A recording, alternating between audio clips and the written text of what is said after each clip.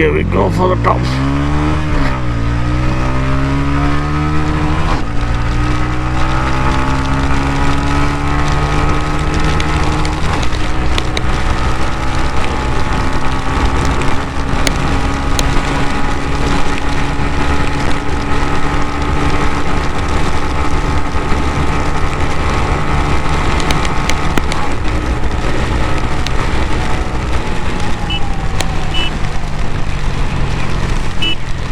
Okay, so let's put the Hunter to the test.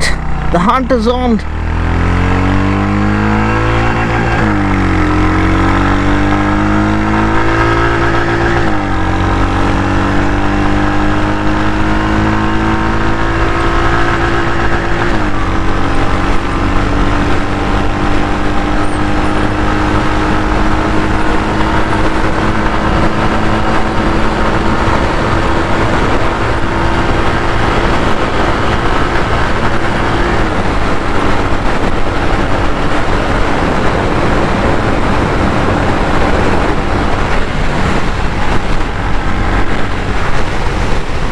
Okay.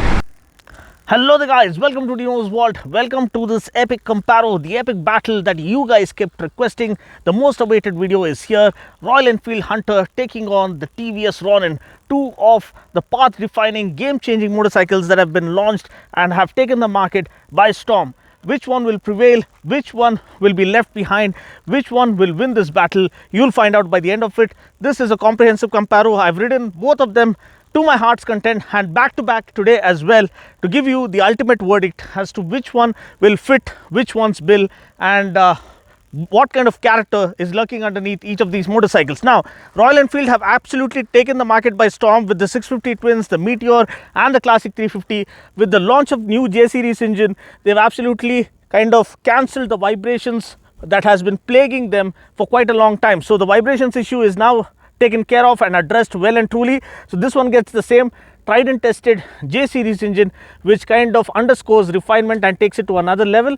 Now, is the fit and finish, the build quality, the overall package better than the Ronin? Because it's almost priced to target the Ronin, to take it head on, because both of them are priced at 1,49,000 each for the base variant, and for the top variant both are priced at 1,68,000 ex showroom. So this is the closest it can get when it comes to battling things head on or battling each other head on. Now we'll look at each element one at a time. So looking at the build quality and the design silhouette of the Hunter 350, you can see that it's more of a scrambler, kind of a slim profile, slender profile. It is unlike any other Royal Enfield that you've seen or heard before.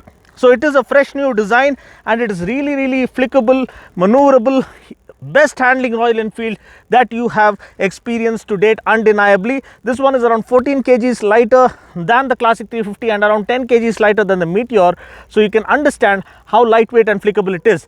But when it comes to investing your hard-earned money, what matters is build quality and a no compromise nature. Now the Indian rider, the average Indian rider has matured, has gone to another level. He's educated, he reads all the vlogs and the blogs and travels the length and breadth of our nation, and he or she knows what they are looking for. And one thing that you will not find in the dictionary of the average Indian biker today is the word compromise. So have they compromised on the equipment, on the build quality to arrive at this aggressive price point is the big question, and the answer to that is yes. You can see there's a lot of cost cutting done. It does look nice and elegant in black. I'm extremely sorry because we've been thrashing it around some dirt tracks or dirt trails as well, but in black it looks nice and elegant and classy. But when you look at the Ronin, on the other hand, look at how vibrant it looks, especially in this flaming orange color, dual tone color. It looks absolutely out of this world. It looks modern, it looks retro, it looks absolutely premium, super premium, and that is the word you're looking for when you're shelling close to 2 lakhs for a motorcycle. And every element on the Ronin screams quality, underscores the no compromise nature of TVS trying to bring the best of the best to their audience. Especially when it launched, no one saw this coming. We were all taken by surprise. We were expecting something else, and what we got is a retro roadster motorcycle. And when we first saw it in the pictures, not so great. But when you look at it in the flesh, you look at the tank, the build quality, it is absolutely bulletproof build quality, or tank like build quality that screams quality, which each and every element. Look at the seat, for instance. Look at the seat, for instance. On this one, nice ribbed pattern seat, very well stitched, premium quality foam, not so much room for the pillion, but the overall silhouette of the seat is very, very premium. Whereas when you look at the seat of the Hunter, it is very, very plain Jane, and it looks as if it's been built for a budget. Now I understand that that is the top spec variant and this one is the low spec variant, but then majority of the build, majority of the elements, when you have a look at it, you can clearly make out that the Ronin is better built in every aspect, especially when you look at the headlamp. Taking a look at the headlamp, you have the T-shaped kind of design silhouette, almost like that of an Iron Man pendant. It looks super premium and unlike anything we've seen before, and the DRLs are there, lighting elements are there, the offset speedo console also screams quality. But when you look at the headlamp of the Hunter, it is very, very plain Jane. Even the headlamp housing isn't well done. It is kind of a little bit of compromise that you can see. Even the the indicators are from the Stone Age. You can see who's going to put this kind of indicators in 2022. So this is unacceptable, and I believe maybe they are offering accessories to change these to LED indicators, but when you're shelling that kind of money, you expect LED turn indicators to be offered as standard. Look at the indicators on this one. It's on a completely different level. It almost looks like it's been borrowed from some of the higher segment BMW motorcycles. Very, very clean indicators. When you have a look at it, premium build quality is clearly highlighted with this one, whereas here there's a little bit of compromise. Even the speedo console, when you have a look at it, maybe the Metro variant has a better quality speedo console. If you can come this side and have a look at the readouts, you can see it's a very, very basic built for a budget kind of a silhouette here. The font or the overall quality, it's not well bolted on, so it feels like a compromise. Whereas when you look at the speedo console of the Ronin, just have a look at how good this thing is. Sturdy, rock solid, lots of attention going into make it bulletproof and trying to offer that upmarket feel with everything. And also look at the switch gear. The switches here are of decent quality. You have the high beam flasher, the engine kill switch, you have ABS mode, you have the hazard light switch, and even the handlebar feels well put together when compared to that of the Hunter. Now looking at the equipment one after the other,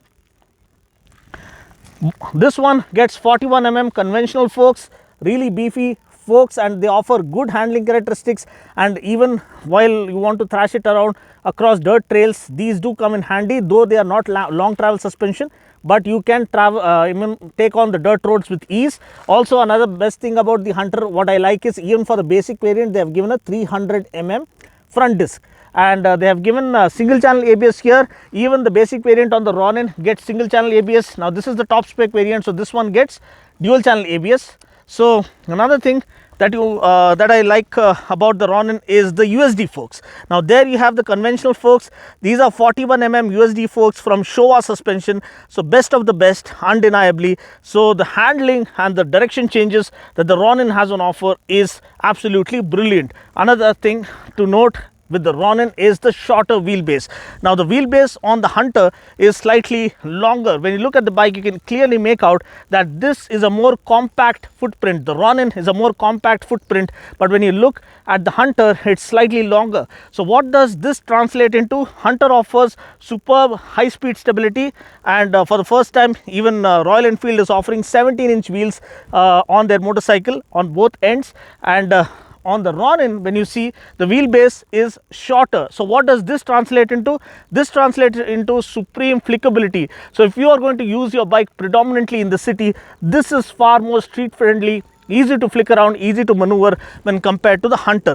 But when you look at the likes of the Classic and the Meteor, of course this one feels lighter and easily flickable when compared to others in the Royal Enfield product portfolio. Another thing, having a look at the tail lamp, You can see this is all halogen, and again these Stone Age indicators doesn't maybe it goes well with the retro language, the pure soul that Royal Enfield stands up for, but when you pit it against the modern propositions, they are left behind. Even on the Metro variant, you get a LED tail lamp and round turn indicators, which kind of look cool, but again when you look at this premium offering from the TVS, from Ronin, have a look at this.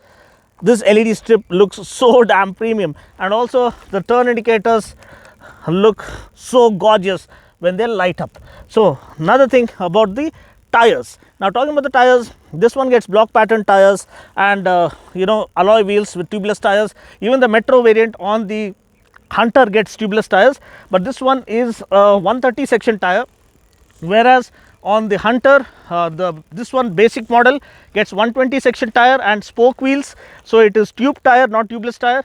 But on the top spec Metro variant, you get a 140 section tire, and that is a tubeless tire as well.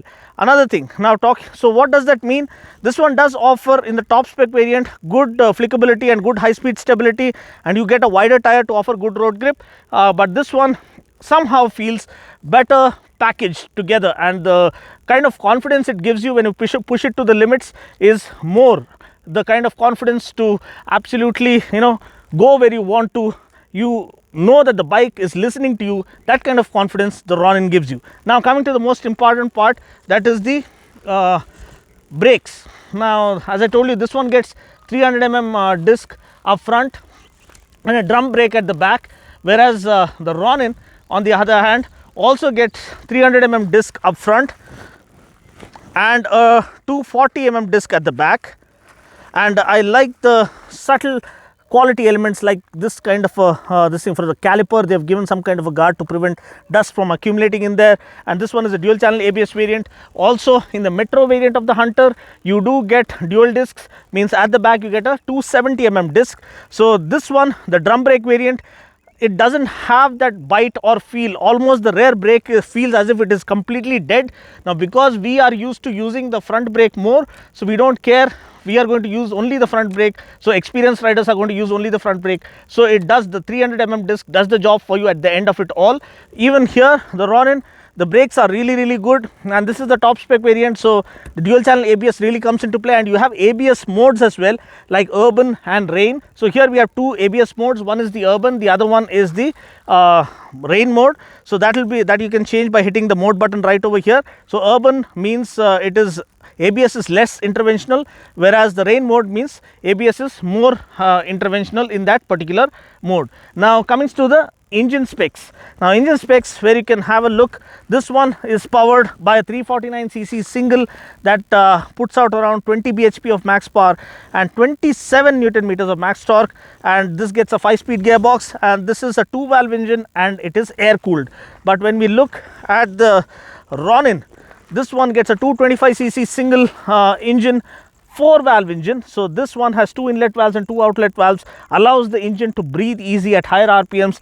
Both of them get fuel injection. This one is oil cooled as well, and this puts out 20 PS of max power and 20 newton meters of torque, max torque. So that means it has a flat torque curve. Also both of them gets a 5-speed gearbox, well matched gearbox. The gears on this are smoother to shift when compared to the gears on the Hunter. The Hunter feels slightly taller geared, so it can pull further in a single gear, whereas this one is kind of evenly set throughout the rev band, such that it has good pull and good torque throughout the rev range. Another thing is the slipper clutch. Now this one gets a slipper clutch, whereas that one doesn't get a slipper clutch. So what does slipper clutch do? As I told you, it watches your back while doing faster downshifts, and also offers for a lighter clutch pull, whereas the clutch on this is slightly on the heavier side. So while using this, you do feel the pain in stop and go traffic. So I wish the clutch on this was lighter, or maybe they had offered slightly lighter clutch, or maybe they had offered slipper clutch along with the Hunter. Now coming back to the Ronin, I love the headlamp, the tail lamp. The overall footprint looks more modern, more convincing, more paisa vasool than the this thing, where again it is more about raw motorcycling or pure motorcycling, where the modern elements have gone missing. But here you can see that the it has a perfect blend of modern elements along with the retro elements. So if you are looking for one bike, this one screams quality. Why? Because it has better equipment, better package, it has USD forks for superb handling characteristics and great driving dynamics or riding dynamics, and overall the fit and finish and the build quality on the Ronin is on a different level when compared to the Hunter, which feels a bit of a compromise, dare I say that, because it is special in its own way, maybe in the metro variant, but in this plain Jane classic retro variant, the low cost variant, cost cutting is clearly evident. Have a look at the foot pegs here. These are so normally done, whereas the foot pegs on that are well made. You can see this is very low cost foot pegs. Also the gear lever, I'm sorry, the brake lever, you can see there's no rubber on top of it, so you can't really feel the brake lever actually when you're trying to tap or look for it. Also the rear view mirrors are very clumsy, very flimsy on this one, very low cost. You can have a look, but have a look at the rear view mirrors on this one. This is aluminum stock rear view mirrors, so these look sturdy and really underscore the quality. Also you get adjustable levers right over here for the brake as well as the clutch. So TVS have given it everything and anything they can even think of. Even look at the key, the attention to detail on the key is phenomenal, absolutely stunning on this one. Look at the clutch cable, how it is exposed and how it is routed. It doesn't look well crafted. It looks a little shabby, a little bit clumsy and a little bit flimsy, but look at the way the clutch cables this thing channeled over here, well housed such that nothing is exposed, nothing looks shabby or untidy. So this kind of wraps up my review. As I told you, we have two amazing propositions. Either way, both are great motorcycles, but if you were to go by my verdict, definitely at the end of the day, I would pick this one. You can say this Dino bike is a 225cc bike at the end of the day, but when you ride it, you really feel a difference. This one is more for the people who like to cruise for the taller gear ratios, and the Royal Enfield fanboys, yes, they have a reason to celebrate that because this is the lightest offering that they have offered so far.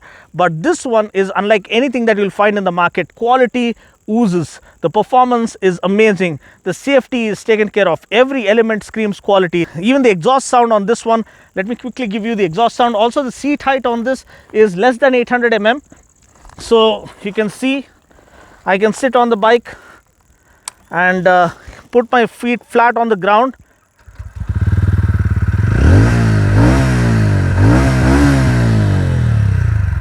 This was a nice bass heavy exhaust note, and seat height is around 790 mm I believe on this, so shorter riders, average height riders can feel comfortable on this. Also another major thing, ground clearance. This one gets 180 mm of ground, 181 mm of ground clearance, whereas that one gets just 150 mm of ground clearance. So while doing a little bit of dirt trails, be a little watchful, be a little careful. Another thing, even here the seat height is low, it's around 800 mm. Let's start this bike and give you the exhaust note here.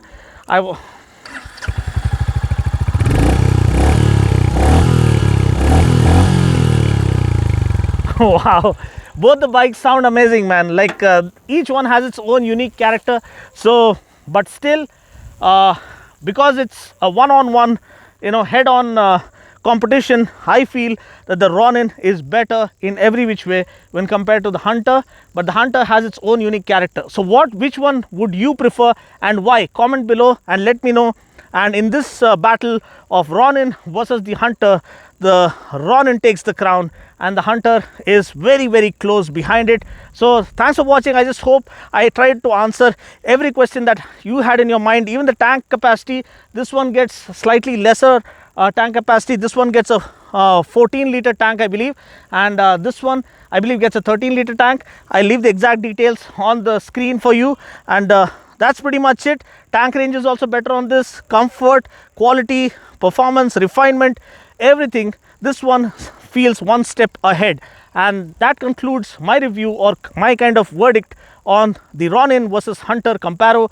If you like what you see and want to see more pure automobile content, like, share and subscribe, and stay tuned for more action right here at Dino's Vault.